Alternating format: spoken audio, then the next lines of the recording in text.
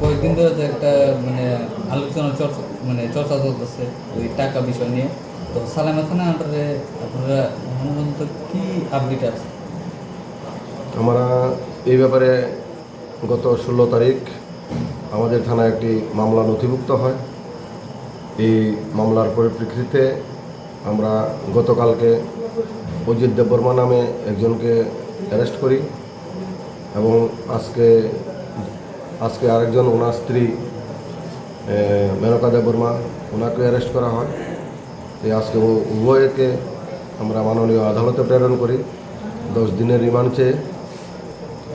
যথারীতি মাননীয় আদালত আমাদের পুলিশের আবেদনে সাড়া দিয়ে তাদের 8 দিনের পুলিশ রিমান্ড মঞ্জুর করেছেন।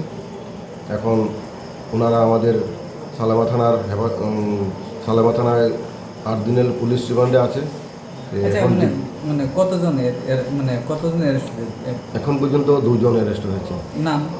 নাম হলো অজিত দেববর্মা এবং ওনার মিসেস শ্রীমতী মেনকা দেববর্মা। তারা কি পুলিশের নেই না সিভিল?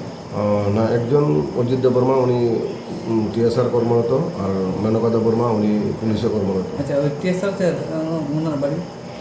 টিএসআর যে ওনার মেইন বাড়ি হলো তিলিয়ামুড়া গামাই বাড়ি, কিন্তু বর্তমানে উনি বলেছেন যে উনি আগরতলা অভয়নগরে নিজস্ব বাড়ি করেছেন।